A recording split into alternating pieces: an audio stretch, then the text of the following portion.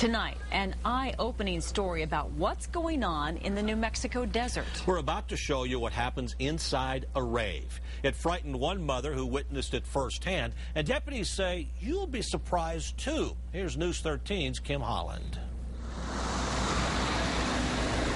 By day, it's the barren New Mexico desert. By night, it's one of the hottest makeshift nightclubs around.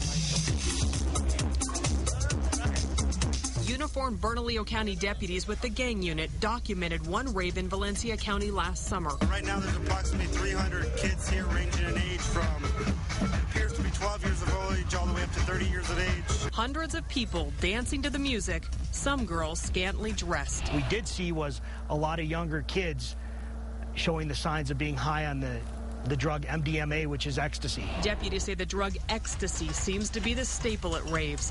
But once the kids are rolling, the glow lights enhance the high. Cool. And so does menthol ointment in masks and bandanas. Does it make the effect better? That's got Vicks, huh? Yeah. Why do you got the Vicks on? Because it feels good. Deputies didn't see kids popping the pills or downing the booze, so they couldn't make any arrests. Do you think parents would be surprised by what goes on out here? Yes, I do. Because I think some of these parents see their children leaving the house dressed normally, but when they show up at these raves, they pull out their backpack, they put their swimsuits on, they put their bra and panties on, and I think their parents would be floored if they saw what their children are doing at these raves. This mother, who doesn't want to be identified for fear of retaliation, was one of those naive parents. So a few weeks ago, she came with her 16-year-old daughter here to the Pajarito Mesa in southwest Bernalillo County to see what a rave was all about. We were told that it was just kids getting together, dancing, having a good time. Well, it was a lot more. It was trance music, it was alcohol, drugs, it just little girls, probably around 12 years old all the way up to, maybe in their 20s even, walking around with nothing but panties and bras on. Unlike the deputies here, the Albuquerque mother says she witnessed plenty of illegal activity. I was offered alcohol, I was offered ecstasy, the pills that were going around. It was like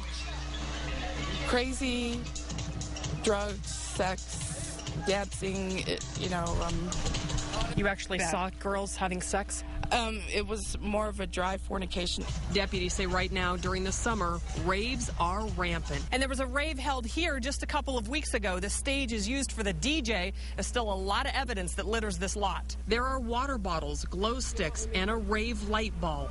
This landowner says his nephew held a rave on his Pajarito Mesa property that lasted until 4 in the morning. How many people were at this party? What say, 100 or what? 150, you said? 100. The morning, what?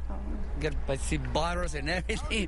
I don't know. Was it a mess the next morning? Mm-hmm. The raves are not hard to find through flyers or on the web. When they do have outdoor raves, what usually happens is you call a phone number and they give you directions. And when you get closer to the rave, you'll find signs like this. You'll find glow sticks hanging down on fence posts. And see right here? There's an actual glow stick right here. This mother says the rave evidence isn't hard to find either. Kids suck on pacifiers. Police say it stops teeth grinding, an effect of ecstasy. So you don't get lockjaw?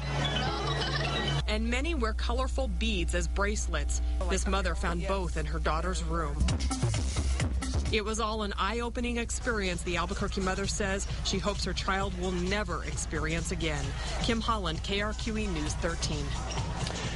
Deputies say organized indoor raves are much different than outdoor raves. When they're held at a club, they're usually in a controlled environment. But when Albuquerque police raided Club 7 during a rave last summer, they say kids were high and partially dressed. You can see the entire rave video on KRQE.com.